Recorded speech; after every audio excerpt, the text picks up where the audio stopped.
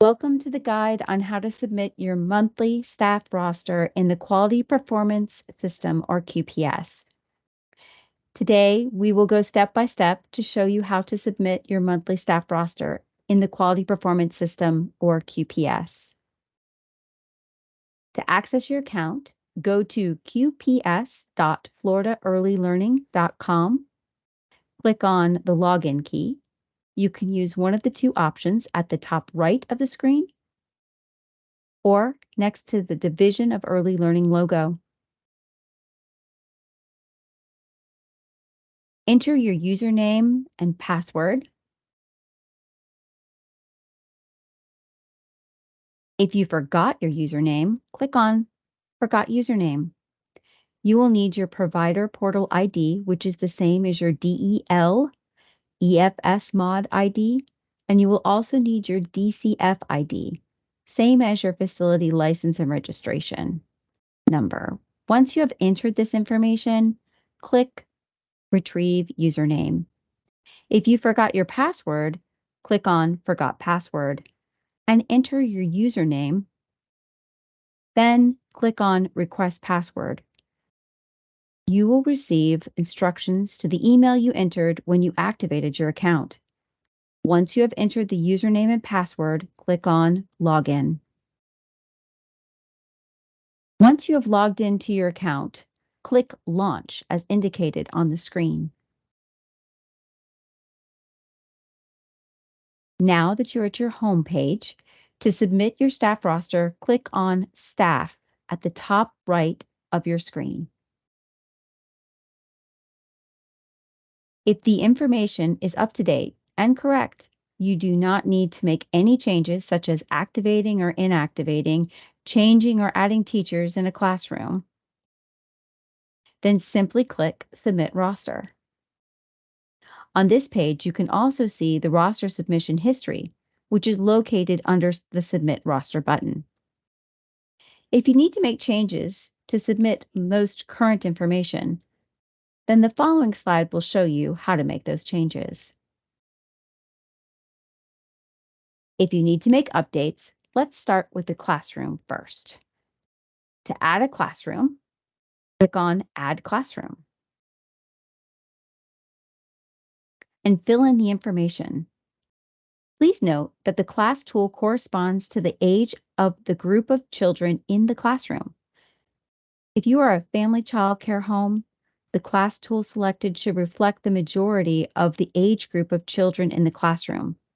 For example, if most children are between 18 and 35 months, your tool will be toddler. The funding source will be school readiness. After completing this information, click on Save and return to the previous window.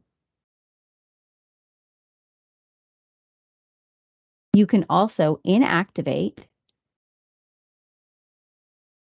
classrooms by simply placing them using the red can, depending upon which classrooms are closed or open at the time of completing your registration.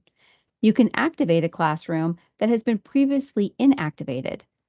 To edit classroom information, such as changing the class tool depending upon the age of the children in the classroom or assigning teachers to a classroom, you must click on the purple pencil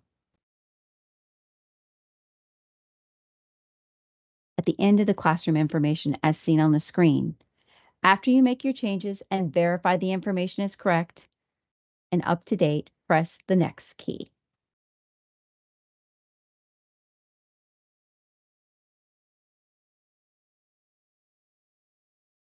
If you need to add staff before sending your roster, click on Add Teachers.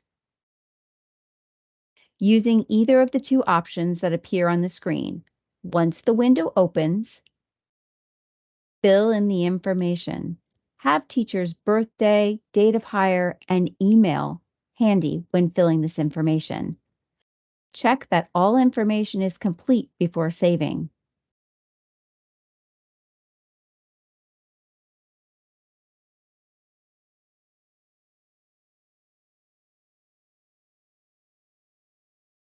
Note that the teachers on the list must be the ones who are consistently in the classroom.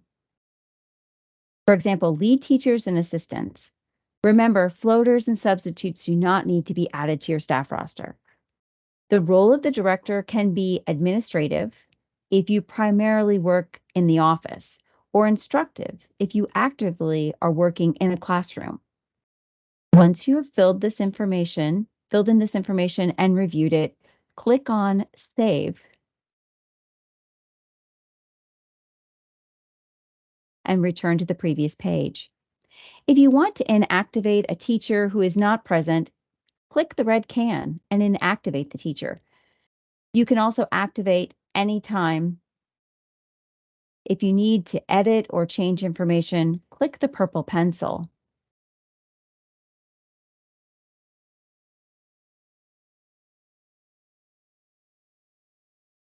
To make the necessary changes. And then click Submit Roster.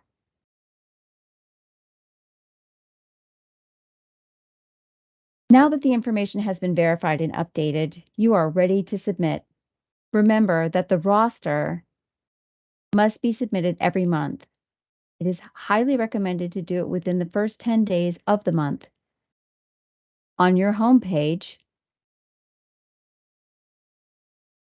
in notifications, you can see the day your roster was submitted, as well as changes in your program assessment status. We hope that this information serves as a guide to submit your monthly staff roster in QPS. Thank you for all you do.